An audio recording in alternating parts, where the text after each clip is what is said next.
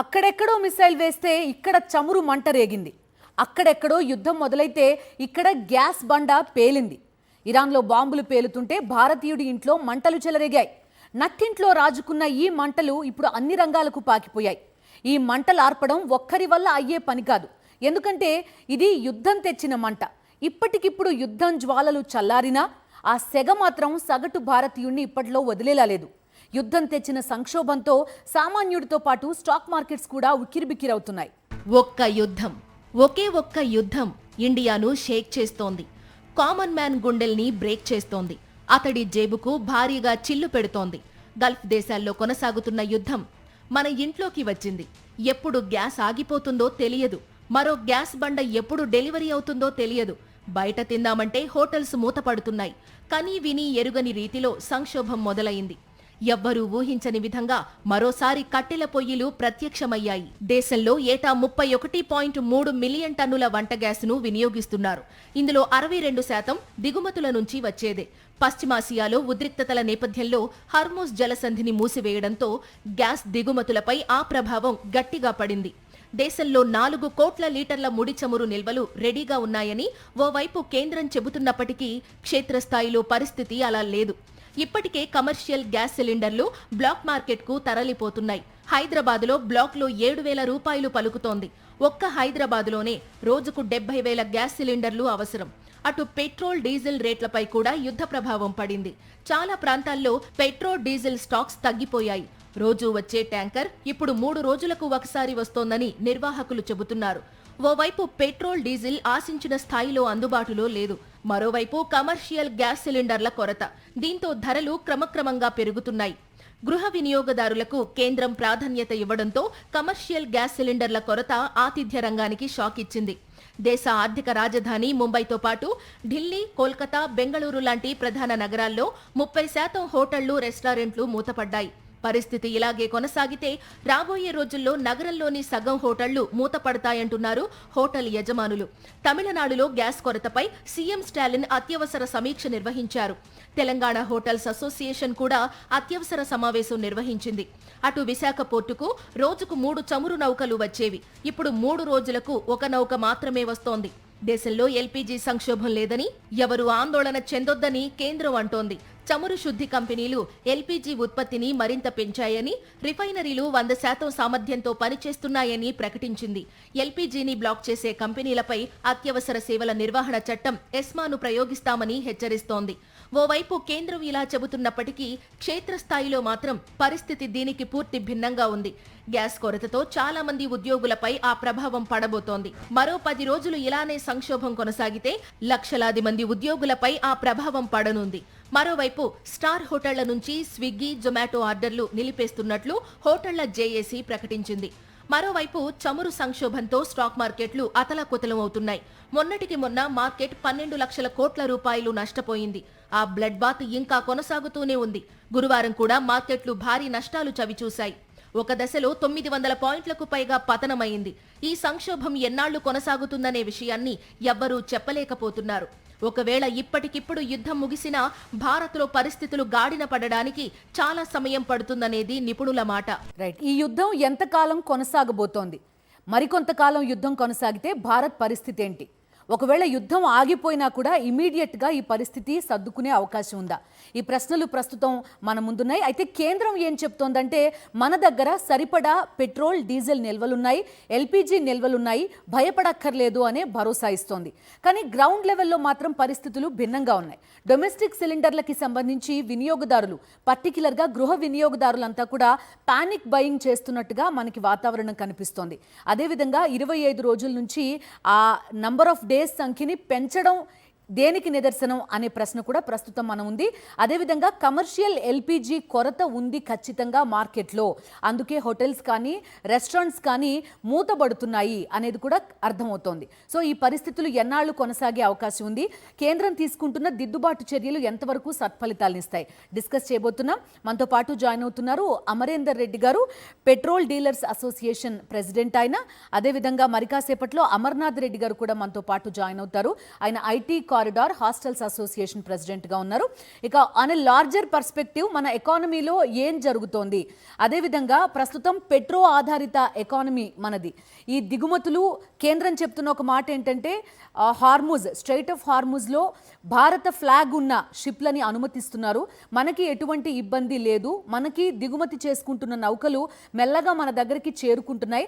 అది కాకుండా మరో 2 అదర్ సోర్సెస్ ద్వారా కూడా మనం క్రూడ్ ఆయిల్ని ఎల్పిజిని దిగుమతి చేసుకుంటున్నాం అని చెప్తోంది. సో ఈ పరిస్థితులన్నీ కూడా లార్జర్ పర్స్పెక్టివ్లో మన ఎకానమీ పైన ఎలాంటి ఎఫెక్ట్ ఉండబోతోంది మాట్లాడబోతున్నాం. పాపారావు గారు కూడా మనతో పాటు జాయిన్ అవుతున్నారు. సో గ్రౌండ్ లెవెల్లో పరిస్థితి ఏంటో మొదట తెలుసుకునే ప్రయత్నం చేద్దాం. అమరీందర్ రెడ్డి గారు చెప్పండి, ఓవరాల్గా ప్రస్తుతం మీకు సప్లై చైన్ కానీ ఇదంతా ఏ విధంగా కనిపిస్తోంది? రానున్న ఒక వారం రోజుల్లో ఏం జరగబోతోందంటే ఏం చెప్తారు? ఇప్పుడు సప్లై బాగానే ఉందండి, కంపెనీస్ నుంచి ఉంది. కాకపోతే ఏంటంటే ఆయిల్ కంపెనీలో పెట్రోల్ డీలర్స్ మీద క్రెడిట్ ఆంక్షలు, అంటే మాకు ఏదైతే ఉద్దర క్రెడిట్ ఇచ్చారో దాని ఆంక్షలు పెట్టారు. ఆ ఆంక్షల వల్ల కొన్ని పెట్రోల్ బంకులు మూతపడుతున్నాయి, నో స్టాక్ బోర్డు పెట్టాల్సి వస్తుంది. ఎందుకంటే ఇప్పుడు ఉన్న క్రైసిస్ టైంలో మాకు ఏదైతే క్రెడిట్ ఇస్తారో మేము కస్టమర్లకు క్రెడిట్ ఇస్తాం. సో కస్టమర్ నుంచి మాకు ఇప్పుడు రేపు పొద్దున డబ్బులు ఇవ్వమంటే వాళ్ళు ఇవ్వరు. కానీ ఆయిల్ కంపెనీ ఏం చేస్తుంటే మాకు సంబంధం లేదు, మీరు తీసుకున్నారో మాకు డబ్బులు కట్టండి, రేపటి నుంచి కూడా మీరు అడ్వాన్స్ పేమెంట్ ఇవ్వాలి. అంటే అడ్వాన్స్ పేమెంట్ ఇప్పుడు ఒక బంకులో 50 లక్షలు కనుక నేను క్రెడిట్ తీసుకొని ఉంటే 50 లక్షలు ప్లస్ రేపు మళ్ళీ అడ్వాన్స్ కట్టాలంటే 70 లక్షలు నేను కూడగట్టుకొని కట్టాలి. కంపెనీకి కడితే కానీ నాకు పెట్రోల్ డీజిల్ రాదు. సో యావత్ రాష్ట్రం దేశం మీద కూడా ఇదే పరిస్థితి వచ్చింది కాబట్టి బంకులు నో స్టాక్ బోర్డు వస్తుంది. అయితే ఇది కొరత కనిపిస్తుంది. అయితే మామూలుగా అయితే 60 నుంచి 90 రోజుల వరకు మనకు బఫర్ స్టాక్ అనేది ఉంటుంది. ఆ బఫర్ స్టాక్ మనకు సరిపోవచ్చు. డీలర్స్ దగ్గర 7 రోజులు ఉంటుందండి. డీలర్స్ దగ్గర స్టాక్ ఉంటుంది. గవర్నమెంట్ దగ్గర నేను చెప్పేది 30 to 60 days స్టాక్ ఉంటుంది. మాకు రెగ్యులర్ గా వస్తుంది. కాకపోతే ఈ ఒక్క ఆంక్షల వల్ల మేము సరిగా కన్జ్యూమర్లకు పెట్రోల్ ఇవ్వలేక పెట్రోల్ బంక్ లో నో స్టాక్ బోర్డు పెట్టాల్సి వస్తుంది. సో మీరు ఒక పాయింట్ చెప్పారు, కృత్రిమ కొరత సృష్టిస్తున్నారు అని. ఎక్కడి నుంచి మీకు అది కనిపిస్తోంది? అంటే ఇప్పుడు మేము ఏదైతే పెట్రోల్ బంక్ లో నో స్టాక్ పెట్టడం వల్ల కన్జ్యూమర్స్ అంతా వినియోగదారులు ఏమవుతున్నారంటే పెట్రోల్ బంక్ బంద్ అవుతున్నాయి, స్టాక్ వస్తుందో లేదో. సో మనము ఈ రోజు 100 రూపాయలు కొనే వ్యక్తి 300 కొంటున్నాడు. కొందరు డబ్బల్లో తీసుకెళ్తున్నారు, 5 లీటర్లు 10 లీటర్లు డీజిల్ 200 లీటర్ల స్టాక్ స్టోర్ చేసుకుంటున్నారు తీసుకెళ్ళి. సో దానివల్ల ఏమవుతుందంటే కృత్రిమ కొరత క్రియేట్ అవుతుంది. ఓకే, సో ఇప్పటిదాకా అయితే పరిస్థితిలో మీకు ఎలాంటి ఇబ్బంది కనిపించడం లేదు, ఎక్సెప్ట్ మీరు కొంత ఫైనాన్షియల్ క్రైసిస్ అనేది కొంత కనబడుతుంది ముందస్తు డిపాజిట్లు ఇవన్నీ ఇవ్వడం వల్ల. అవును, రైట్. మీ అంచనా ఏంటండి?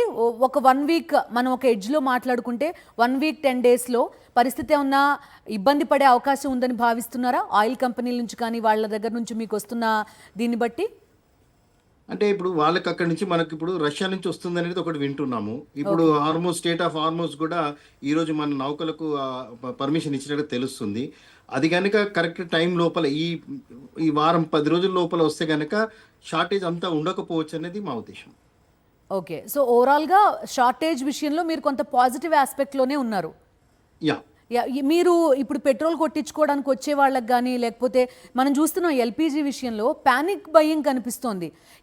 మన దగ్గర ఉన్నప్పటికీ కూడా చాలామంది ఏం జరుగుతుందో రేపని బుక్ చేసుకోవడం చూస్తున్నాం. మీరు చెప్తున్న దాన్ని బట్టి పెట్రోల్ డీజిల్ విషయంలో కూడా అలాంటి పరిస్థితే ఉన్నట్టు కనబడుతోంది. ఏం చెప్తారు? అంటే దానికి ఏంటంటే సెంట్రల్ గవర్నమెంట్ కానీ ఆయిల్ కంపెనీలు కానీ ఒక మెసేజ్ ఇవ్వాలండి, వాళ్ళకి భరోసా కల్పించాలి కన్జ్యూమర్స్ కి.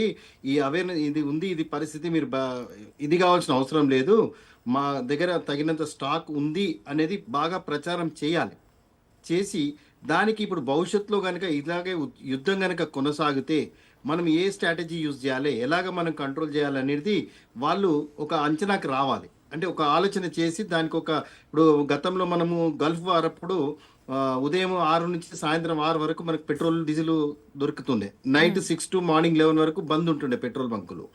సో ఆ యుద్ధం సమయంలో కూడా మనకి పెట్రోల్ దొరుకుతుందని కన్జ్యూమర్ కొంచెం భరోసా ఉండేది. సాయంకాలం నుంచి అంటే జాగ్రత్త పడేవాడు, ఇప్పుడు రాత్రి నుంచి పొద్దున దొరకదు కాబట్టి ఎక్కువ వాడొద్దు, రేపటి వరకు చూసుకుందామని ఒక జాగ్రత్త పడేవాళ్ళు ఆ రోజుల్లో. ఇప్పుడు మనం అదే విధంగా ఎలాంటి చర్యలు తీసుకుంటున్నాము, ఏ రకంగా అనేది కూడా మనము చూసుకోవాలి, అంటే అవేర్నెస్ తీసుకురావాలి. రైట్. మనతో పాటు అమర్నాథ్ రెడ్డి గారు కూడా జాయిన్ అయ్యారు. సార్, అయ్యా, IT corridor hostels association president, మీరు జనరల్ సెక్రటరీ కరుణాకర్ గారు. ఓకే, కరుణాకర్ గారు చెప్పండి. చూస్తున్న హాస్టల్స్లో కొంత ఇబ్బంది ఉంది, కమర్షియల్ ఎల్పిజి దొరకట్లేదు అని చెప్తున్నారు. ఏ స్థాయిలో ఉంది ఆ ఇబ్బంది? బ్లాక్లోనే అమ్మాల్సిన పరిస్థితులు ఉన్నాయంటున్నారు. వాస్తవంగా లాస్ట్ 2 days నుంచి చాలా ప్రాబ్లం ఉంది మేడం. గతంలో బాగానే సప్లై చేశారు. లాస్ట్ 2 days నుంచి ఫోన్ చేస్తే ఫోన్కి రెస్పాన్స్ ఇవ్వట్లేదు డీలర్స్ వైపు నుంచి. అంతకుముందు డీలర్స్ చెప్పారు ఖచ్చితంగా హాస్టల్స్కి ఇబ్బంది లేకుండా సరఫరా చేస్తామనేది గవర్నమెంట్ వైపు నుంచి మాకు ఉంది, మీకు ఏ ఇబ్బంది లేదని చెప్పారు. కానీ లాస్ట్ 2 days నుంచి కాల్ పిక్ చేయట్లేదు, డీలర్స్ ఏమీ రెస్పాన్స్ ఇవ్వట్లేదు, గ్యాస్ దొరికే పరిస్థితి లేదు మేడం. ఇప్పుడు మాకున్నటువంటి స్టాక్లోనే నడిపిస్తూ ఉన్నాము. ఇంకొక 2-3 days వరకు మేము ఏమైనా సర్వైవ్ అయ్యే అవకాశం ఉంది. మేము ఆల్టర్నేటివ్ మెథడ్స్కి వెళ్ళాల్సిన పరిస్థితి ఉంది మేడం. ఓకే, ఎందుకు ఈ పరిస్థితి వచ్చింది అనుకుంటున్నారు మీరు? అంటే సెంటర్ ఏం చెప్తోందంటే మన దగ్గర ఎల్పిజి ఫుల్ ఫ్లెడ్జ్డ్గా ప్రొడ్యూస్ చేస్తున్నాం, అట్ ద సేమ్ టైం మన దగ్గర కావాల్సిన నిల్వలన్నీ కూడా ఉన్నాయని చెప్తోంది.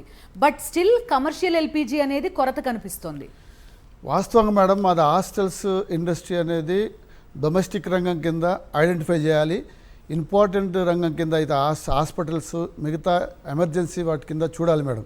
ఎందుకంటే హైదరాబాద్ వ్యాప్తంగా సుమారుగా 11,000 పైచిలకు హాస్టల్స్ ఉన్నాయి, 10 లక్షల మంది ఇన్మేట్స్ ఉన్నారు.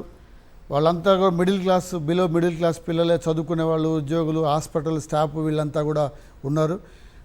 రోజు ఎంత లేదన్నా 10,000 సిలిండర్ గ్యాస్ మాకు అవసరం అవుతుంది. 10,000 బండలు అవసరం అవుతాయి గ్యాస్ సిలిండర్స్.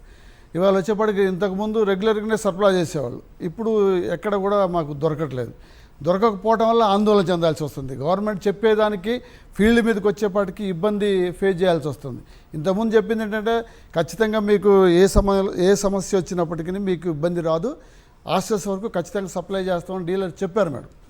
కానీ ఇప్పటికి వచ్చేప్పటికి డీలర్స్ కాల్ పిక్ చేయట్లేదు, మాకు ఇండెంట్ దొరకట్లేదు, ఆర్డర్ రావట్లేదు, మేమేం చేయాలి సార్ అని చెప్పేసి మాకు ఇవ్వట్లేదు. మీరు ఒకవేళ అంటే అది ఇల్లీగల్ అని తెలుసు, మీరు కనుక గృహ వినియోగానికి ఉపయోగించే ఎల్పిజి పెడితే ఎలాంటి చర్యలు ఉంటాయి మీ పైన? మా పేరు సీజ్ చేసేస్తారు మేడం, హాస్టల్ సీజ్ చేసేస్తారు. మేము డిమాండ్ చేసేది కూడా అదే మేడం. మేము 50 members, 20 members, 100 బిలో ఉన్నటువంటి హాస్టల్స్ అన్ని డొమెస్టిక్గా గుర్తిస్తే ఇవాళ మాకు కొంచెం ఇబ్బంది ఉండేది కాదు. మా గ్యాస్ అట్లీస్ట్ ఈ పీరియడ్ కోసమైనా కొంత రిలాక్సేషన్ ఇచ్చేస్తే బాగుంటుంది మేడం. ఇప్పటికైనా మేము ఆల్రెడీ మెథడ్స్కి వెళ్ళాలంటే అన్ని హాస్టల్స్లో ఈ ఫైర్ ప్రాబ్లమ్స్ ఉంటాయి మేడం. స్టవ్లు పెట్టి, ఇండక్షన్ స్టవ్లు, ఎలక్ట్రికల్ స్టవ్లు యూజ్ చేసి మేము ఇంతమందికి వండలేని పరిస్థితి మేడం. ఎందుకంటే మాకు నార్త్ ఇండియన్స్ పిల్లలు ఉంటారు. డైలీ ఒక 100 మంది కంటే మేము 300 మందికి వండినట్టు మేడం. అంటే ఒక్కొక్క రోజు 1000 చపాతీలు చేయాల్సి వస్తుంది. దోశ, పూరి, ఇడ్లీ ఇవన్నీ కూడా గ్యాస్ కన్జ్యూమ్ అయ్యే ఐటమ్స్ మేము చేసే పరిస్థితి లేదు. అయితే చాలా మంది వార్తల్లో, పేపర్లలో ఏమొస్తుందంటే బ్రేక్ఫాస్ట్ ఇస్తే లంచ్ ఇచ్చే పరిస్థితి లేదు, లంచ్ ఇస్తే బ్రేక్ఫాస్ట్ ఇచ్చే పరిస్థితి లేదని చెప్తున్నారు. వాస్తవం సోషల్ మీడియాలో బాగా వైరల్ అయింది మేడం, హాస్టల్స్ బంద్ చేస్తున్నారని, లేదా ఫుడ్ పెట్టట్లేదు అనేది. మేము ఇన్ఫ్యాక్ట్ ఏంటంటే మేము ఎడ్యుకేట్ చేసేదానికోసం మా ఇన్మేట్స్ని, మా అతిథుల్ని మేము ఎడ్యుకేట్ చేసేదానికోసం ఒక సర్క్యులర్ పాస్ చేసాం మేడం. హాస్టల్స్ నిర్వహించే వాళ్ళకు, హాస్టల్స్లో ఉండే వాళ్ళకు కూడా మేము సర్క్యులర్ పాస్ చేసాం. ఏ రకంగానంటే గ్యాస్ కన్జ్యూమ్ ఎక్కువగా ఉండేటటువంటి పూరి, ఊతప్ప, దోశ, బోండా తగ్గించుకొని మిగతా ఆల్టర్నేటివ్ ఐటమ్స్ మేము ఖచ్చితంగా మీకు ఇస్తాము, ఎక్కడ మీరు కంగారు పడదు. కోవిడ్ లాంటి క్రానిక్ సమయంలోనే మేము హాస్టల్ సర్వీస్ చేసాము. ఈ పరిస్థితి ఖచ్చితంగా ఫేస్ చేద్దాము, అందరం కలిసి దీంట్లోంచి బయటపడదాం, మీరు కూడా సహకరించాలి అనే దాంతో మనం అందరికి కూడా ఇన్మేట్స్కి అందరికి కూడా మేము ఎడ్యుకేట్ చేస్తూ ఒక సర్క్యులర్ పాస్ చేసాం మేడం. అయితే ఒక విషయం చెప్పండి, హాస్టల్స్ ఐ అగ్రీ మీరు 100% ప్రాబ్లం ఫేస్ చేస్తున్నారు. అయితే హాస్పిటాలిటీ రంగం మొత్తం, ఫుడ్ ఇండస్ట్రీ మొత్తం ఆల్మోస్ట్ కొంత డిస్ట్రక్ట్ అయినట్టు కనబడుతోంది. మెట్రో సిటీస్లో అసలు చాలా 30 to 40% రెస్టారెంట్సే మూసేశారని చెప్తున్నారు. హైదరాబాద్లో వాస్తవం ఏంటి? హైదరాబాద్లో అదే పరిస్థితి మేడం. చాలా హాస్టల్స్ మనం రోడ్డు మీద వెళ్తూ ఉంటే మొత్తం బంద్ చేసి కనబడుతున్నాయి హోటల్స్ అయితే. మిగతా వాళ్ళు గ్యాస్ కన్జ్యూమ్ ఎక్కువ ఐటమ్స్ లేవని చెప్పేసి రౌండ్ అప్ మార్కులు పెడుతున్నారు మేడం. మా హాస్టల్స్లో కూడా మేము అదే చేస్తూ ఉన్నాం మేడం. 50 మంది 100 మంది లోపు అయితే ఏమైనా ఇండక్షన్ స్టవ్లో, ఎలక్ట్రికల్ స్టవ్లో మేము వాడటానికి అవకాశం ఉంటుంది మేడం. పొయ్యితోటి కట్టెల పొయ్యి చేయడానికి కూడా ఆల్టర్నేటివ్ లేదు. కాకపోతే మేమేంటంటే ఇదే సిచ్యువేషన్ కనుక కొనసాగితే కౌల్డ్ కిచెన్స్ పెట్టి కట్టెలనేవి తీసుకొచ్చేసి పొయ్యిలు బట్టీలాగా పెట్టేసి అందరం ఒక 100 మంది 50 మంది ఒక క్లబ్ లాగా అయ్యి పిల్లలకి ఇబ్బంది లేకుండా ఓపెన్ ప్లేస్ తీసుకుని చేయాలి ఓపెన్ ప్లేస్ తీసుకొని పిల్లల్ని గెస్ట్లను ఇబ్బంది పెట్టకుండా వాళ్ళు సర్వీస్ చేసే దాంట్లో అట్లా ప్లాన్ చేసుకుంటున్నాం ఆల్టర్నేటివ్ ప్లాస్. మా రిక్వెస్ట్ ఒకటే మేడం, ఈ సందర్భంలో గవర్నమెంట్ ఏదైతే నిల్వలు ఉన్నాయి మీరు ఇబ్బంది పడొద్దని చెప్తా ఉన్నారు, బ్లాక్గా కూడా ఈ మధ్యకాలంలో ఈ 2 రోజులు బట్టి బ్లాక్గా వెళ్తున్నాయి. మేము ఇదే 2000 1900 ఉండే సిలిండరు 3000 దాకా వెళ్ళారు, అయినా కానీ మేము ఫేస్ చేసి తీసుకోవడానికి సిద్ధపడ్డాం. ఎందుకంటే పిల్లల్ని ఇబ్బంది పెట్టకూడదు, ఇక్కడ లాభ నష్టాల కన్నా హ్యుమానిటీ గ్రౌండ్స్లో స్పందించాలనే దాంట్లో మేము ఒప్పుకున్నాం మేడం. కానీ అట్లు కూడా ఇప్పుడు 4000 5000 అబోవ్ చెప్పి బ్లాక్ చేసే పరిస్థితి కూడా ఉంది.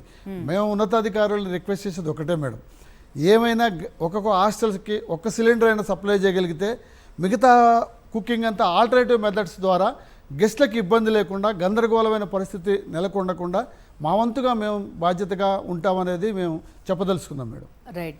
దీని ఎఫెక్ట్ మొత్తం అటు ఉద్యోగాలపైన చదువు మీద కూడా ఉంటుంది కదా చాలా మంది యూత్. ఖచ్చితంగా మేడం, ఎందుకంటే మేడం సాఫ్ట్వేర్ పిల్లలకి ఆల్రెడీ సాఫ్ట్వేర్ కెప్టేరియాలు మొత్తం క్లోజ్ చేశారు మేడం, వాళ్ళంతా సర్క్యులర్ పెట్టేశారు, వర్క్ ఫ్రమ్ హోమ్ అంటున్నారు మేడం. వర్క్ ఫ్రమ్ హోమ్ ఇవ్వటం అనేది ఒక పరిష్కారం కాదు మేడం దీనికి, ఎందుకంటే వాళ్ళ మీద ఉండి బేస్ అయ్యి లక్షల మంది జీవిస్తున్నారు మేడం. ఇక్కడ మా హాస్టల్సే ఉదాహరణ తీసుకుంటే 11,000 పైచులకు హాస్టల్స్లో ఒక్కొక్క హాస్టల్కి యాన్ యావరేజ్న 5 కుటుంబాలు ఆధారపడి బతుకుతాయి మేడం. హోటల్స్ రంగాలు కూడా స్విగ్గీ కానివ్వండి, జొమాటో కానివ్వండి, హోటల్స్లో వేలాది మంది కార్మికులు ఉన్నారు, అందరూ బజార్న పడే పరిస్థితి ఉంది. ఒక రకమైన క్రానిక్ సిచ్యువేషన్ అనేది క్రియేట్ అయ్యే అవకాశం ఉంది. ఫ్యామిలీస్ కూడా సస్టైన్ అవ్వటం కూడా ఇబ్బంది అయ్యే పరిస్థితి ఉంది మేడం. హ్యుమానిటీ గ్రౌండ్స్లో గవర్నమెంట్ ఖచ్చితంగా దీని మీద యాక్షన్ తీసుకొని గ్యాస్ సరఫరా చేయడం అనేది ఒక మార్గం మేడం, అంతకు తప్ప వేరే మా వంతుగా మేము ఆల్టర్నేటివ్ చూసుకుంటాం, బట్ ప్రభుత్వం కూడా సరిగా స్పందించాలనేది మా రిక్వెస్ట్. రైట్. మన ఆల్మోస్ట్ అన్ని కిచెన్లు ఈవెన్ అటు రెస్టారెంట్ ఫ్రంట్ కానీ హాస్టల్లో వంట చేసేవాళ్ళు కానీ మన దగ్గర అన్నీ కూడా ఎల్పిజి డిపెండెంట్ కిచెన్సే కదండి. 90% ఆఫ్ రెస్టారెంట్స్ కూడా అన్ని ఎల్పిజి పైన డిపెండ్ అయి ఉండేవే. 90% పైన ఎల్పిజియే మేడం. కొంచెమే ఇప్పుడు ఏంటంటే మేడం ఇప్పుడు మిగతా ఐటమ్స్ ఎల్పిజి మీదనే చేయాలి మేడం, మిగతా బట్టీల మీదనో కట్టెల పొయ్యి మీద చేయడానికి ఉండదు మేడం. అదే అంటే అట్లా పర్మిట్ చేయదు. అదొకటి మీది ఇండోర్ కుకింగ్ ఉంటుంది కాబట్టి అది ఇంతకంటే ఇంపాసిబుల్, సాధ్యం కాదు మేడం. అదే మేము చెప్పేది కూడా, ఇప్పుడు దోశ పెట్టాలన్నా ఏదైనా కానీ పెద్ద భారీ కుకింగ్ అంతా కూడా ఎల్పిజి మీద చేయాల్సిందే మేడం. ఏదన్నా చిన్న చిన్న ఐటమ్స్ రెస్టారెంట్లలో ఆర్డర్ ఇచ్చేయో, మేము చిన్న ఐటమ్ చేసేది ఇండక్షన్ స్టవ్ మీద ఎలక్ట్రికల్ స్టవ్ మీద చేయడానికి ఉంటుంది మేడం. మేము ఒక్కోసారి 75 kgs 55 kgs అట్లా వండాల్సి వస్తుంది. అది ఎల్పిజి పరిష్కారం మేడం. రైట్. సో ఇద్దరు మనకి చెప్పిన విషయం గ్రౌండ్ లెవెల్లో అసలు ఏం జరుగుతోంది అనేది వీళ్ళు వివరించారు. అయితే ఒక్కసారి మనం డేటా కూడా చూడాల్సి ఉంటుంది. Almost 90% of crude oil India తన అవసరాల్లో 90% క్రూడ్ ఆయిల్ని దిగుమతి చేసుకుంటుంది, 50% ఎల్పిజిని దిగుమతి చేసుకుంటుంది, అదేవిధంగా 60% ఎల్పిజిని దిగుమతి చేసుకుంటుంది, 50% ఎల్ఎన్జిని కూడా మనం దిగుమతి చేసుకుంటాం. అదేవిధంగా మనకి ఏటా అవసరమయ్యే ఎల్పిజి ఏకంగా 31.3 మిలియన్ టన్నులు. ఎల్పిజిని దిగుమతి చేసుకునే దేశాల్లో రెండో అతిపెద్ద దేశం ఏది అంటే భారత్. సో మనం ఆ స్థాయిలో ఎల్పిజి పైన డిపెండ్ అయి ఉన్నాం. అయితే కేంద్రం ఏం చెప్తోందంటే డొమెస్టిక్గా మేము ప్రొడక్షన్ బాగా పెంచామని చెప్తోంది. సో డొమెస్టిక్గా మనం దగ్గర ఉన్న ఎల్పిజి నిల్వలు కానీ ప్రొడక్షన్ కానీ కేవలం 40% మాత్రమే. సో ఫుల్ కెపాసిటీలో పనిచేసినప్పటికీ కూడా కొంతవరకు కమర్షియల్ సిలిండర్లకి క్రైసిస్ అనేది తప్పకపోవచ్చు అనే అంచనాలు ఉన్నాయి. మనతో పాటు పాపారావు గారు కూడా మాట్లాడతారు. పాపారావు గారు, చూస్తున్నాం ఒకవైపు హాస్టల్స్ వీళ్ళంతా కూడా మమ్మల్ని కొన్నాళ్ళ వరకైనా డొమెస్టిక్ సిలిండర్ల కోసం అనుమతి ఇవ్వండి అనేది ఒక డిమాండ్ వాళ్ళ నుంచి అనిపిస్తోంది. ఓవరాల్గా ఈ హాస్పిటాలిటీ కానీ లేకపోతే ఫుడ్ ఇండస్ట్రీ మీద కానీ గట్టి ఇంపాక్ట్ ఉండే అవకాశమే కనిపిస్తోంది. ఓవరాల్ గా మన ఎకానమీస్, అర్బన్ ఎకానమీస్ మొత్తం దేశంలో కానీ ప్రపంచంలో కూడా అలా జరిగింది. అర్బన్ ఎకానమీస్ మొత్తం ఈ ఇన్ఫ్రాస్ట్రక్చర్ ఏదైతే హాస్టల్స్ కానీ లేకపోతే కర్రీ పాయింట్స్, మనకి ఇక్కడైతే కర్రీ పాయింట్స్ కానీ ఇట్లాంటి మొత్తంగా చాలా పెద్ద ఎత్తున అవుట్ సైడ్ ఫుడ్ అంటే క్లౌడ్ కిచెన్స్ లాంటివి బయట ఫుడ్ తయారు చేసి అది ఇంటికి తెచ్చుకుంటాం, రైస్ పెట్టుకుంటాం. చాలా మంది పిల్లలు చేస్తారు, ఇళ్లలో ఫ్యామిలీస్ కూడా కొంతమంది చేస్తున్నారు. ఇంట్లో ఎలక్ట్రిక్ కుక్కర్ మీద రైస్ బియ్యం వండుకోవటం, అన్నం వండుకోవటం, బయట నుంచి కర్రీస్ తెచ్చుకోవటం అనేది చాలా చాలా చాలా కామన్ గా జరుగుతున్నటువంటి ఎకానమీ ఇది. ఓవరాల్ గా ఎకానమీ కేవలం మన ఫుడ్ సప్లై కాదు, ఈ ఫుడ్ సప్లై చుట్టూ మీకు ఇందాక పెద్దలు చెప్పినట్టు స్విగ్గీ జొమాటో ఎకానమీ, అలాగే ఇందాక కరుణాకర్ రెడ్డి గారు చెప్పినట్టు ఒక్కో హాస్టల్లో 5 కుటుంబాలు కూడా ఆధారపడినటువంటి ఇండైరెక్ట్ ఎంప్లాయ్మెంట్, డైరెక్ట్ ఎంప్లాయ్మెంట్ కరెక్ట్గా మొత్తం సిటీ లైఫ్, సిటీ ఎకానమీ మొత్తం దీని చుట్టూ తిరుగుతుంది. ఈరోజు ఆ సిటీ ఎకానమీకి తాలూకు దీని మొత్తం గ్యాస్ మీద ఎంత డిపెండెంట్ అనేది ఒక్క ఫ్యాక్టర్ కనుక, దీనిలో ఒక మేజర్ ఫ్యాక్టర్ కనుక డిస్లొకేట్ అయితే మొత్తం అర్బన్ ఎకానమీ, దానిలో అన్ఎంప్లాయ్మెంట్ దగ్గర నుంచి ఫుడ్ సప్లై ప్రాబ్లం దగ్గర నుంచి ఏ విధంగా డిస్లొకేట్ అయ్యే ప్రమాదం. ఈరోజు ఏంటంటే ఇది డిస్లొకేట్ అయితే మళ్ళీ దాన్ని సెట్ చేయడం చాలా కష్టం. ఇది ఒకటి మేజర్గా కనపడుతుంది. తర్వాత మీకు అనేక సంవత్సరాలుగా మనం ఉదాహరణ ఆయిల్ విషయంలో చెప్తా, క్రూడ్ ఆయిల్ విషయంలో మనం మాట్లాడుతుంది ఎల్పిజి విషయం, గ్యాస్ విషయం. అయితే నేను ఒకసారి క్రూడ్ ఆయిల్ విషయం కూడా చెబుతా. ఇందా మీరు అన్నారు 90% మనం దిగుమతి చేసుకుంటున్నాం క్రూడ్ ఆయిల్ అని. అవును, కానీ దీనిలో స్వావలంబన సాధించాలి, సొంతంగా మన కాళ్ళ మీద మనం నిలబడాలి, విదేశాల నుంచి దిగుమతులు తగ్గించుకోవాలి బాగా అనేది అనేక దశాబ్దాలుగా మన ఆలోచన. కానీ 2014-15లో కొత్తగా బీజేపీ ప్రభుత్వం అధికారంలోకి వచ్చిన కాలం నుంచి కూడా నా దగ్గర ఉన్న డేటా చూస్తాం.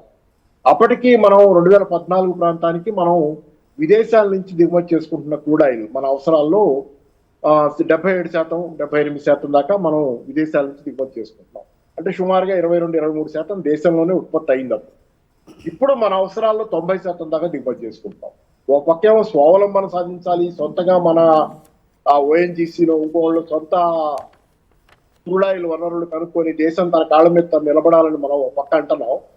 మాటలు అయితే కోటలు దాడుతున్నాయి, కానీ వాస్తవంలో అయితే ఇంకా కాస్త వెనక్కే పోతున్నాం.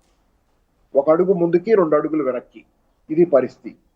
సో అట్లాంటి నెగ్లిజెన్సే ఎల్ఎన్జీ విషయంలో కూడా ఖచ్చితంగా ఉందని అనుకుంటున్నాను, నా దగ్గర వివరాలు లేకపోయినా. ఎల్పిజి విషయంలో కూడా. సో ఎందుకంటే మనకి ఇప్పుడు మనం చాలా చోట్ల మనం మాట్లాడుకుంటాం. ఇక్కడ అదే నాకు పూర్తిగా దాని ఇది లేకపోయినా మన గోదావరి బేసిన్ అది ఇది ఉంది కదా, అంబానీల కేజీ బేసిన్ పట్టదు కదా, వాళ్ళ ఇది ఉంది, వాళ్ళ కృష్ణా గోదావరి బేసిన్ లో మన ఏరియాలో, గోదావరి జిల్లాల ఏరియాలో పెద్ద ఎత్తున గ్యాస్ నిల్వలు ఉన్నాయనేది కనుక్కున్నారు. ఎంతవరకు ఎక్స్ప్లైట్ చేసామనేది నాకు తెలియదు. నేను I did not update my self to that. అట్లా చాలా చోట్ల మన దేశంలో కూడా అనేక ప్రాస్పెక్టింగ్ చేస్తే, అంటే ఎక్కడెక్కడ ఉన్నాయి భూగర్భంలో అనేది సరిగ్గా మనం అన్వేషణ చేసుకునేట్లయితే కనుక మనం ఖచ్చితంగా ఎంతో కొంత స్వావలంబన. ఎందుకంటే మన చుట్టూ ఉన్న సముద్రాల అడుగున కూడా చాలా చోట్ల మనకి గ్యాస్ దొరికే అవకాశం, ఇట్లాంటి చాలా అవకాశాలు ఉన్నాయి. కానీ ప్రాస్పెక్టింగ్ సరిగ్గా లేదు. నేను ఒకటే చెబుతాను, భారతదేశం తాలూకు మేజర్ ఇష్యూ పక్కబోతున్నాను అనుకోవద్దు. మన మేజర్ ఇష్యూ ఏంటంటే మనకి రాజకీయాల్లో ఒకళ్ళ మీద ఒకళ్ళకి పైచేయి సంపాదించడం కోసం చేసే ప్రయత్నాలే ఎక్కువ. పాపారావు గారు, ఒక విషయం చెప్పండి. ఒక కొన్నాళ్ల క్రితం దగ్గర రష్యా నుంచి మనం ఆయిల్ కొనుక్కున్నాం. ఆ టైంలో కొంత తక్కువ ప్రైస్కి వచ్చింది మనకేనే. యుఎస్ టారిఫ్స్ వీటన్నిటి దృష్ట్యా దాని నుంచి మనం పక్కకి జరగాల్సిన పరిస్థితి వచ్చింది. సో అప్పుడు భారీగా ఆయిల్ నిల్వలు కొనుక్కున్నారు అనేది ఒక వార్త. ఇప్పుడు మరో 2 కొత్త సోర్సుల ద్వారా మేము ప్రొక్యూర్ చేసుకుంటున్నాం అని కూడా సెంటర్ చెప్తోంది. అసలు మనకి సమస్య లేదు అనేది కేంద్రం నుంచి వస్తున్న సూచనలు. కానీ గ్రౌండ్ లెవెల్లో ఆ పరిస్థితి లేదా, ఉందా? మీ అబ్జర్వేషన్స్ ఏంటి? గ్రౌండ్ లెవెల్లో కొంత అసలు ఆ పరిస్థితి లేకుండా అదిగో పులి అంటే ఇదిగో తోక అన్నట్లు ఉండదు. ఉట్టిగా ఏమీ లేకుండా, నిప్పు లేకుండా పొగరాదు అన్నట్లు ఇంతంత కొరతలు ఉన్నాయనేది ఇట్లాంటి పరిస్థితి ఉండదు. ఒకటి కొంత పానిక్ బయింగ్ ఉంది ఖచ్చితంగా దీనిలో. ప్లస్ దాన్ని మించి గ్రౌండ్ లెవెల్లో కొంత సమస్య ఉంది. సమస్యతో పాటుగా ఎందుకంటే గవర్నమెంట్ అయితే పానిక్ క్రియేట్ చేయడం దాని పని కాదు, కాబట్టి వాళ్ళు చెప్పాలి, వాళ్ళ బాధ్యత, దాన్ని సెట్ చేయాల్సిన బాధ్యత వాళ్ళ మీద ఉంది. అయితే ఇక్కడ మీకు బ్లాక్ మార్కెట్ అనేది మేజర్ ఇష్యూగా ఇందా పెద్దలంతా ఇద్దరు కూడా వాళ్ళు బ్లాక్ మార్కెట్ గురించి మాట్లాడారు. మేజర్ ఇష్యూ అది. బ్లాక్ మార్కెట్ జరుగుతుంది, చాలా పెద్ద ఎత్తున బ్లాక్ మార్కెట్ జరుగుతుంది అనేది నా ఉద్దేశం. ఎందుకంటే ఎక్కడ ఎందుకు ఉత్తరాఖండ్ లో వరద అప్పుడు భక్తులు వెళ్ళినప్పుడు వాళ్ళు అక్కడ పెద్ద పెద్ద కొండ చర్యలు ఎండిపడి పెద్ద తుఫాన్లు వచ్చి అదంతా బీభత్సం అయితే ఆ టైంలో కూడా పిల్లలకు అమ్మే పాలు రేట్లు పెంచి అమ్ముకున్నారు. అలాగే మంచినీళ్ళ సీసాలు రేట్లు పెంచి అమ్ముకున్నారు. విశాఖపట్నంలో తుఫాన్ వస్తే అప్పుడు కూడా మంచినీళ్ళ సీసాలు రేట్లు పెంచి పాలు రేట్లు పెంచి అమ్ముకున్న దుర్మార్గానికి దిగినటువంటి పరిస్థితి ఆ రోజు కూడా మనం చూసాం వ్యాపారస్తులు చాలా మంది. కాబట్టి ఈ రోజు కూడా జరుగుతుంది బ్లాక్ మార్కెట్ పెద్ద ఎత్తున. ఇందా చెప్పారు 3,000 అన్నా కొనడానికి సిద్ధపడ్డాం. అయితే పరిస్థితి పోయి అక్కడ దాటిపోయి 4,000, 5,000 అంటున్నారని. దీని విషయంలో ఎవరేం చేయాలి? గవర్నమెంటే చేయాలి మేజర్ గా. స్టేట్స్ చేతిలో ఎంతవరకు ఉంటుందండి? అంటే బ్లాక్ మార్కెట్ అంటే కొంత అరికట్టే పరిస్థితి రాష్ట్రాలు కూడా చేయొచ్చు కదా? రాష్ట్రం చేయాలి. రాష్ట్రమే కాదు, రాజకీయ పార్టీలు అన్నిటికీ కూడా బాధ్యత. ఈ రోజు పోటాపోటీకి వచ్చి ఎలక్షన్ లో మన దగ్గర ఓట్లు అడుగుతున్నారు కదా. రాజకీయ పార్టీల కార్యకర్తలు కూడా ఉన్నారు కదా, రైట్. ప్రతి పార్టీకి దాదాపుగా కార్యకర్తలు ఉన్నారు. వీళ్ళందరూ గ్రౌండ్ లెవెల్లోనే ఉంటారు. వీళ్ళల్లో ఇంటెలిజెన్స్, ఒక రకమైన ఇంటెలిజెన్స్ అంటే వీళ్ళు గ్రౌండ్ లెవెల్లో ఉన్నప్పుడు వీళ్ళకి తెలుస్తుంటాయి ఎక్కడ ఏం జరుగుతుందని. కానీ నియంత్రణ చేయాల్సిన బాధ్యత అయితే ప్రభుత్వాలదే కదండి. పొలిటికల్ పార్టీస్ ఎంతవరకు చేసినా ప్రభుత్వం అంటే పొలిటికల్ పార్టీ కదండి. ప్రభుత్వం పొలిటికల్ పార్టీలు కాకుండా ఎక్కడి నుంచి వస్తాయి? విజిలెన్స్ అనేది కరెక్ట్ గా ప్రతిపక్షం కూడా ఉండుంటే పొలిటికల్ పార్టీ, ప్రభుత్వం పొలిటికల్ పార్టీ. ప్రభుత్వంలో ఉండేది కూడా పొలిటికల్ పార్టీ. రాష్ట్రంలో ఒకటి, కేంద్రంలో ఏదో పొలిటికల్ పార్టీ ప్రభుత్వంలో ఉంటది. దాని కార్యకర్తలు ఉంటారు. ఓట్లు అడుక్కునేటప్పుడే కాదు కదా, ఇట్లాంటప్పుడు కూడా కార్యకర్తలు పనిచేయాలని నేను చెబుతున్నా. ఆ పార్టీ ప్రోత్సహించాలి కార్యకర్తలు. ఇప్పుడు నేను నాదే ఉదాహరణ చెబుతానండి, జస్ట్ చెప్తాను, 2-3 ఉదాహరణలు చెబుతాను. ఒకప్పుడు నా కల్చర్ పార్టీల్లో లేదు. ఈ రోజు ఒకప్పుడు పార్టీలు ఏదైనా సంక్షోభం కానీ, ఏదైనా క్రైసిస్, ఏదైనా తీవ్రమైనటువంటి ఉపద్రవం కానీ వస్తే పార్టీ కార్యకర్తలు జనాల్లో పోయి పనిచేసేవాళ్ళు. నేను ఒక లెఫ్ట్ ఆర్గనైజేషన్ లో పనిచేశాను స్టూడెంట్ డేస్ లో. అప్పట్లో నోట్ బుక్స్ అయ్యే పెద్ద ఇష్యూ. ఇప్పుడులాగా అంత ఎబర్డెన్స్ లేదు. నోట్ బుక్స్ కొరత వచ్చింది. నోట్ బుక్స్ ఏంటి, బ్లాక్ మార్కెట్ చేశారు, రేటు పెంచి అమ్ముతున్నారు. మేము పోయి బ్లాక్ అక్కడ ఎక్కడ గోడౌన్లో ఎక్కడ దాచిపెట్టారు అనేది తీసుకొచ్చి బయటికి తీసుకొచ్చి రూపాయికి అమ్మి, చాలా చోట్ల పెట్టి రూపాయికి అమ్మి వ్యాపారస్తుడికి డబ్బులు ఇచ్చేసాం. అదే గిట్టుబాటు ధర, కరెక్ట్ ఎంత ధరకు అమ్మాలో అంత ధరకు పంపించాం. అప్పుడు బ్లాక్ మార్కెట్ మేమే పట్టుకున్నాం స్టూడెంట్ ఆర్గనైజేషన్ తరఫున దాన్ని.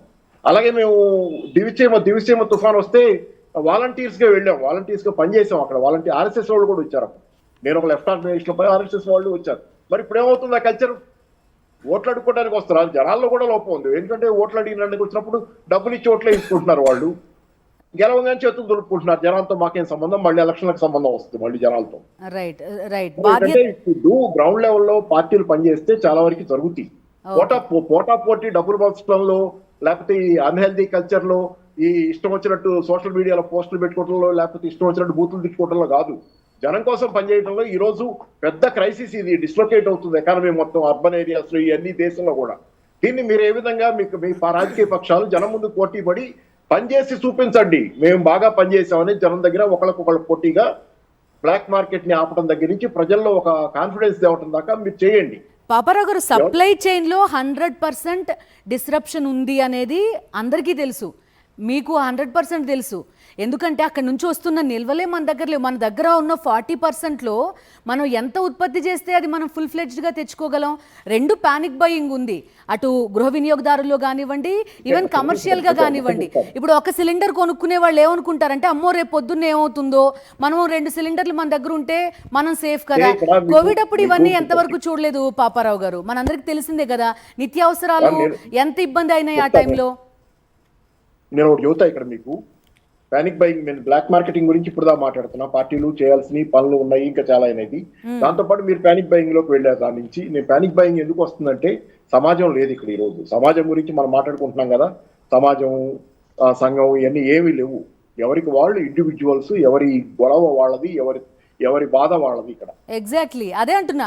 ఇప్పుడు అదే కోవిడ్ టైంలో తీసుకోండి, వీలైనంత వరకు మరి ఆ నిత్యావసరాలు వీటన్నిటిని అందుబాటులో పెట్టారు కదా. సో మనం డైవర్ట్ అవుతున్నాం, దట్స్ మై పాయింట్. అంతే. ఒకటే మాట చెప్పాలంటే, సామాజిక విచ్ఛిత్తి జరిగి సమాజం అనేది లేదు. పక్కోడు ఎలా పోయినా నా ఇష్టం వచ్చినట్టు నేను చేస్తాననేది ఈ రోజు సమాజం. అలాంటి సమాజం వచ్చిన చోట పానిక్ బయింగ్ లేక ఏముంటది, ఎవరి సొంతం వాడు చూసుకోవాలనేది వచ్చిన తర్వాత పానిక్ బయింగ్ న్యాచురల్ గా ఉంటది. ఎందుకు వచ్చింది సమాజం లేకపోవడం అనేది కూడా ఆలోచించుకోవాలి మనం. సమాజం మొత్తం ఎందుకు విచ్ఛిన్నమైంది, ఎవడి మొబైల్ ఫోన్ లో వాడు ఎందుకుంటున్నాడు పక్కోడిని పట్టించుకోకుండా. రైట్. ఓవరాల్ గా పశ్చిమాసియాలో యుద్ధం అనేది మన వంటింటి వరకు వచ్చింది, మనకి తిండి లేని పరిస్థితులని తీసుకొచ్చింది, పెడుతుంది. అంత కంఫర్టబుల్ గా నడిచిన వాళ్ళు అంత బాగున్నట్టే కనపడింది. ఇవాళ మనలో, సమాజంలో కానీ మనలో ఉన్న దుర్లక్షణాలన్నింటినీ ఈ క్రైసిస్ బయట పెడుతుంది. రైట్. ఇప్పుడు సెంటర్ ముందున్న ఆప్షన్స్ ఏంటి పాపారావు గారు? అయితే నా ప్రశ్న ఏంటంటే, హార్ముజ్ స్ట్రైట్లో మనకి ఇబ్బంది లేదు, మన నౌకల్ని పాస్ చేస్తారు, ఇరాన్లో ఉన్న దౌత్యపరమైన రిలేషన్స్ కానీ ఇవన్నీ మనకి అడ్వాంటేజ్గా మారతాయి అనేది సెంటర్ చెప్తోంది. అది ఎంతవరకు మన క్రైసిస్ని కొంతవరకు అడ్రస్ చేస్తుంది. అట్ ద సేమ్ టైం ఇంకొక ప్రశ్న ఏంటంటే, ఒక ఆసక్తికరమైన అంశం పైకి వచ్చింది. మన స్ట్రాటజిక్ నిల్వలు మన దగ్గర ఉన్నాయి, అటు ఏపీ కానివ్వండి, తమిళనాడు కానివ్వండి, లేకపోతే మ్యాంగ్లూరులో కానివ్వండి, అక్కడ మనకి నిల్వలు ఉన్నాయి, మనకి ఎలాంటి ఇబ్బంది లేదు అనేది కొంత సోషల్ మీడియాలో కానివ్వండి, మెయిన్ స్ట్రీమ్ మీడియాలో కానివ్వండి వార్తలు వస్తున్నాయి. సో వీఆర్ సేఫ్ అనే భరోసా పొలిటికల్ వర్గాల నుంచి, పర్టికులర్గా సెంట్రల్ గవర్నమెంట్ నుంచి వస్తుంది. ఏమంటారు? మీరు అన్నారు హోర్ముజ్ నుంచి మన షిప్స్ మాత్రం వస్తాయి అన్నారు, మంచిది, సంతోషం. కానీ అదే సందర్భంలో నిన్న థాయిలాండ్ కి సంబంధించి మన దగ్గరకు వస్తున్న కాండ్లా అనుకుంటా పోర్ట్కి వస్తున్న షిప్ మీద అటాక్ జరగటాన్ని దాన్ని భారత ప్రభుత్వం కూడా ఖండించిన సందర్భాన్ని కూడా గుర్తు చేసుకోవాలి. మంచిదే, మనకు అనుకూలంగా జరిగితే మంచిదే. కానీ ఏంటంటే నమ్మద్దని నేను చెప్పడం, చెప్పిన మాటలు నమ్మద్దంటలా, మన నమ్మకం మనం పెట్టుకుందాం. కానీ ఇరాన్ ఏం చెబుతుంది, రెండో పక్కన యుద్ధం జరుగుతున్న సందర్భంలో, ఇరాన్ అమెరికా ఇజ్రాయెల్ మధ్య యుద్ధం జరుగుతున్న సందర్భంలో ఇరాన్ ఏమంది, గ్యాస్ బండ కాదు, క్రూడ్ ఆయిల్ ధర కనుక $200 బ్యారెల్ పెరిగినా పర్వాలేదు అనుకుంటే యుద్ధం కొనసాగించండి, లేకపోతే సరెండర్ అయి దిగిరండి అంది. అంటే ఇరాన్ యాజ్ ఏ టూల్ వాడుతా హార్ముజ్ జల సంధిని బ్లాక్ చేయడం ద్వారా ఈ ధరలన్నీ పెరిగితే ప్రపంచవ్యాప్తంగా అమెరికన్ ఎకానమీ కొలాప్స్ అవటం ఒకటి, ఇన్ఫ్లేషన్ పెరగటం, ప్రపంచవ్యాప్తంగా అమెరికా మీద ఒత్తిడి వస్తుంది, దిగిరమ్మని, సరెండర్ అవ్వమని. ఒక స్ట్రాటజిక్ టూల్ గా కూడా ఇరాన్ వాడుతుంది. దాని తప్పని యుద్ధంలో దాని పరిస్థితి. అంటే కాబట్టి ఏంటంటే ఈరోజు సరే అది పరిస్థితి, మన షిప్స్ అలౌ చేస్తే ఓకే, చైనా షిప్స్ అలౌ చేస్తామని అన్నదాన్ని అన్నారు, అలాగే మనవి కూడా అలౌ చేస్తే మంచిదే, సంతోషమే.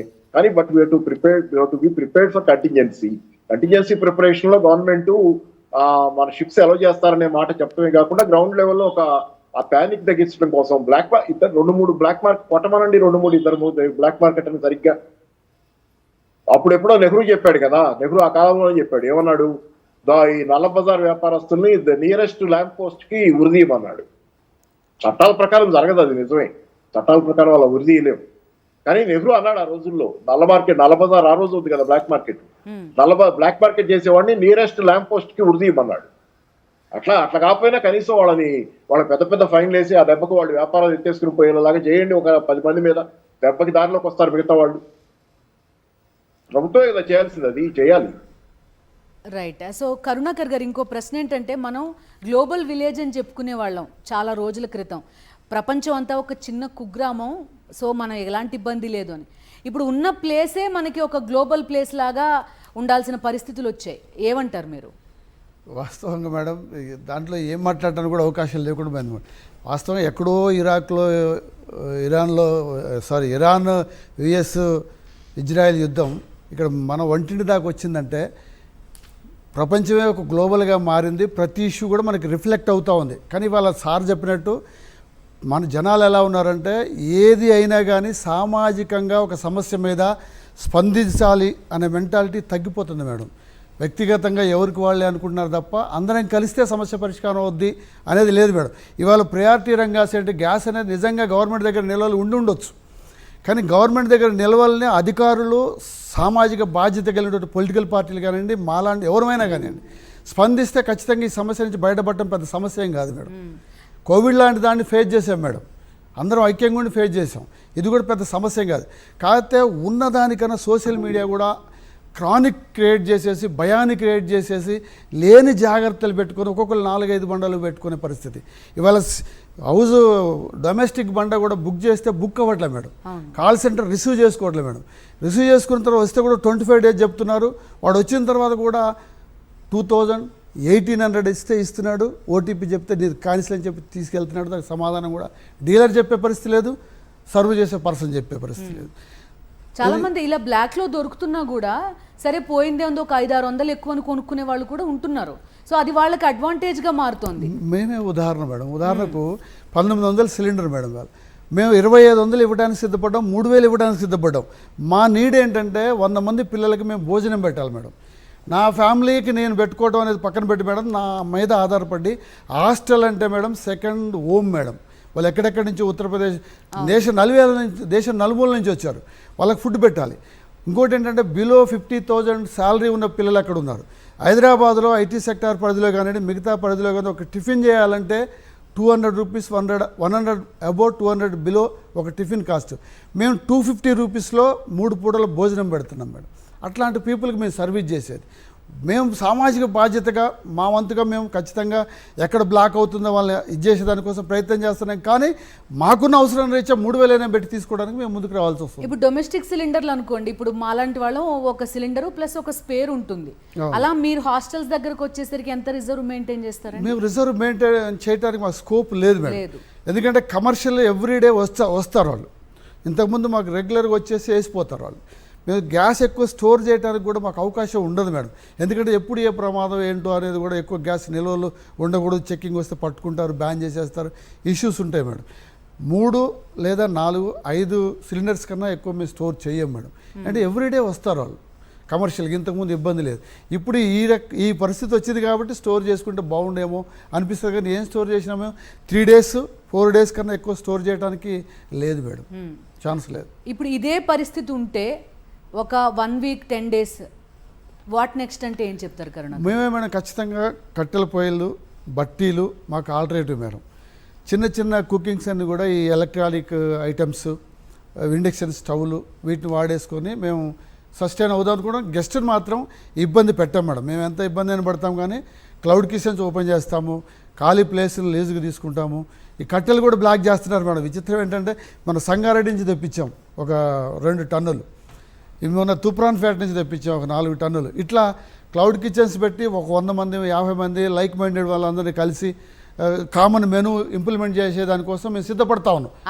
లైటర్ నోట్, మనకి ఇది కూడా ఒక అవకాశం ఏమో హెల్దీ ఫుడ్ తినడానికి, కొంత రా ఫుడ్ అలవాటు చేసుకోవడానికి, ఎందుకంటే డీప్ ఫ్రైడ్ ఫుడ్ మానేయడానికి, ఊరికే లైటర్ నోట్ లో చెప్పడానికి, సీరియస్ విషయం అని కాదు కానీ కొంతవరకు ఒక పూట అలా అడ్జస్ట్ చేసుకోవాల్సిన రోజులు కూడా వస్తాయి మేడం. అంటే మాకేంటంటే మేడం ఖచ్చితంగా ఎందుకంటే గెస్ట్లు కూడా మాతో ఉండాలని వాళ్ళు కూడా ఎడ్యుకేట్ చేస్తున్నాం. ఇందా సార్ బాబారావు గారు చెప్పినట్టు సోషల్ రెస్పాన్సిబిలిటీగా కొంతమంది ఎట్లున్నారంటే మేడం, యుద్ధమా మాకేంటి, మీరు బాధ్యత, మేము ఫీజు ఇస్తున్నాం, మీరు భోజనం పెట్టాలా, గతంలో ఏం మెనూ పెట్టారో ఆ మెనూ పెట్టాలా అని డిమాండ్ చేసే వాళ్ళు కూడా ఉన్నారు. వాళ్ళకి నచ్చజెప్పి మేము ఇంతమంది సాయం ఎందుకు తీసుకున్నాం, ఎందుకు సర్క్యులర్ పాస్ చేసామంటే మౌత్ పబ్లిసిటీ, మౌత్ వాయిస్ ద్వారా ఇది జరుగుతూ ఉంది దేశంలో, ప్రపంచంలో, ఖచ్చితంగా బాధ్యత వహించాలని చెప్పి మేము నిన్న సిపి సార్ని వెళ్తే కూడా అదే చెప్పారు. మీరు అందరినీ ఎడ్యుకేట్ చేయండి, చెప్పండి ఉన్న పరిస్థితి ఇది కదా, 2 తినేవాళ్ళు ఒకటి తింటారు, ఉండాలి, బాధ్యతగా ఉండాలి అని చెప్పారు. అదే మేము చెప్తున్నాం మేడం, అదే చేయాలి కూడా రేపు పొద్దున, అదే చేస్తాం. ఇబ్బంది అయితే రానివ్వం మేడం, గెస్ట్లకైతే ఇబ్బంది రానివ్వం మేడం. ఏదైనా కానీ ఫేస్ చేసి ఖచ్చితంగా ఫుడ్ అయితే సర్వే చేస్తాం. హాస్టల్స్ ఉండే పిల్లలు ఎవరు కూడా ఆందోళన పడొద్దు. చాలామంది సోషల్ మీడియాలో హాస్టల్స్ బంద్ అవుతూ ఉన్నాయి, గ్యాస్ సరఫరా లేదు ఏంటని గందరగోళం క్రియేట్ చేస్తున్నారు. మీ ద్వారా మేము చెప్పేది ఒకటే మేడం, మా హాస్టల్స్లో హైదరాబాద్ వ్యాప్తంగా ఉన్నటువంటి 10 lakhs పీపుల్కి 11,000 అబోవ్ సుమారుగా ఉన్న హాస్టల్స్ ఏ హాస్టల్ కూడా బంద్ చేయం. కోవిడ్ లాంటి క్రానిక్ సమయంలో హాస్టల్స్ నడిపాం మేడం, 10 మందికి 20 మందికి కూడా. ఇవాళ ఎంతమందికైనా ఆల్టర్నేటివ్ మెథడ్స్ ద్వారా ఖచ్చితంగా ఫుడ్ సప్లై చేస్తాం. కాకపోతే కొంచెం అడ్జస్ట్ చేసుకొని సహకరించమని మేము అడుగుతూ ఉన్నాం. ఓకే, అమరేందర్ రెడ్డి గారు మీరు ఒకసారి కంక్లూడ్ చేస్తారా? ఫైనల్ వర్డ్స్ ఏంటి? ఫైనల్ ఏం లేదండి, ఇప్పుడు మనకు ఆర్టిఫిషియల్ ఇది క్రియేట్ చేస్తున్నారు, వాట్సాప్ల ద్వారా ఎవరికి దోచింది వాళ్ళు పబ్లిసిటీ చేస్తున్నారు. అలాంటి వాటి మీద రాష్ట్ర ప్రభుత్వం కానీ కేంద్ర ప్రభుత్వం నియంత్రించాలా, ఇవన్నీ పబ్లిసిటీ చేసిన వాటి మీద చర్యలు తీసుకుంటామని చెప్పేసి. అలాగే కేంద్ర ప్రభుత్వం ఆయిల్ కంపెనీలతో మాట్లాడి ఈ ఆయిల్ కంపెనీ ఇప్పుడున్న ఏదైతే క్రెడిట్ దాని పాలసీ ఏదైతే డిసిషన్ తీసుకున్నారో దాన్ని రద్దు చేసి యథావిధిగా ఇంతకుముందు ఎలా నడిచిందో అలాగా నడిపిస్తే ఇలాంటి సమస్యకు మనకు ఇబ్బంది లేకుండా సప్లై అందుతుంది. అదేవిధంగా మనం ప్రభుత్వం మీద కూడా భారం పడదు, అంటే ప్రెషర్ కాదు, షార్టేజ్ ఉంది చేసింది అనేది కూడా ఉండదు. మాకు కూడా కొంచెం కన్వీనియంట్ ఉంటుంది. ఇప్పుడు రేపు ఇంకా సీరియస్ అయినా కొద్ది ఏమైతే పెట్రోల్ బంక్ల మీద లైన్లు గొడవలు చాలా జరగవచ్చు, ఇంకా షార్టేజ్ ఏమైనా జరిగితే. ఇప్పుడు మనకు ఆల్మోస్ట్ స్టేట్ నుంచి వచ్చేంత వరకు మనకి రీచ్ అయ్యి అంత ప్రాసెస్ కదా, రష్యా నుంచి రావడం కానీ ఇవన్నీ కూడా ఒక process, time taking process. So అలాంటప్పుడు ఇప్పటి నుంచే వాళ్ళు ఆలోచన చేసి ఇలాంటి కొన్ని కంట్రోల్ చేసి పబ్లిక్లో ఒక అవేర్నెస్ తీసుకొచ్చి చేస్తే ఎలాంటి ఇబ్బందులు, వాట్సాప్ కంట్రోల్ అనేది చాలా జరగాల. ఓకే, ఎందుకంటే అది ఈజీ రీచబుల్ కదా. రాంగ్ ఇన్ఫర్మేషన్ స్పెక్యులేట్ చేయడం, పాస్ చేయడం ఇలాంటిది నియంత్రించాలి ఖచ్చితంగా. దాని వల్ల పానిక్ బయింగ్ అనేది ఎక్కువ అవుతుంది, తగ్గిపోతుంది. పానిక్ అయ్యి కొనడం లాంటివి అవన్నీ తగ్గిపోతాయి, ప్రెషర్ బిల్డప్ తగ్గిపోతుంది. అందరికీ అందరూ కూడా ఇప్పుడు వాళ్ళందరూ చెప్పినట్టు కూడా మనము సామాజిక బాధ్యత కింద తీసుకొని ప్రతి ఒక్కరు ఒకరికొకరు షేర్ చేసుకొని ఎలా చేయాలి, ఏం చేద్దాం అనే దాని మీద వస్తే ఎలాంటి సమస్యనైనా ఎదుర్కోవచ్చు. ఎందుకంటే కోవిడ్ టైంలో కూడా మేము పెట్రోల్ బంక్ వాళ్ళని ఓపెన్ పెట్టి ఇచ్చాం, అంబులెన్సెస్కి ఇచ్చాము. ఏ టైంలో అయినా 24 hours మేము సర్వీస్ ఇస్తూనే ఉన్నాం. ఎన్ని ఇబ్బందులు ఉన్నా చేసినా కూడా మాకు ఎన్నో రకాల ఇబ్బందులు ఉన్నాయి. ఆయిల్ కంపెనీతో ఇబ్బంది ఉన్నాయి, మా మార్జిన్లు 8 ఏళ్ళ నుంచి ఇవ్వకపోయినా కూడా మార్కెట్లో ఉన్నాం కాబట్టి సర్వీస్ చేస్తూనే ఉన్నాం. ఎందుకంటే నోట్ల రద్దీ అప్పుడు చేసాము, ట్యాక్స్ కలెక్షన్లు చేస్తున్నాము, గవర్నమెంట్కి ఎన్నో రకాలుగా చేస్తున్నాం. కాకపోతే మా పైన కూడా ఒక దృష్టి పెట్టి ప్రభుత్వం తీసుకొని ఈ పానిక్ బయింగ్ అనేది నిమంత్రిస్తే బాగుంటుందని మా ఉద్దేశం. రైట్ అండి, థ్యాంక్ యూ పాపారావు గారు, అమరేందర్ రెడ్డి గారు, కరుణాకర్ గారు. చెప్పండి. Thank you. చేస్తే కనీసం 30-40% సప్లై చేయగలిగితే మిగతా ఆల్టర్నేటివ్ మెథడ్స్ ద్వారా క్లోజ్ చేసేసుకోవచ్చు. రైట్. సో పశ్చిమాసియా యుద్ధం ఎఫెక్ట్స్ అన్ని చూస్తున్నాం మనం. పెట్రోల్కి ప్రస్తుతం ఇబ్బంది లేకపోయినప్పటికీ కూడా పానిక్ బైయింగ్ మాత్రం చేయకండి అనేది విజ్ఞప్తి. బ్లాక్ మార్కెట్ అనేది ప్రస్తుతం అడ్రస్ చేయాల్సిన అతిపెద్ద ఇష్యూగా కూడా కనబడుతోంది.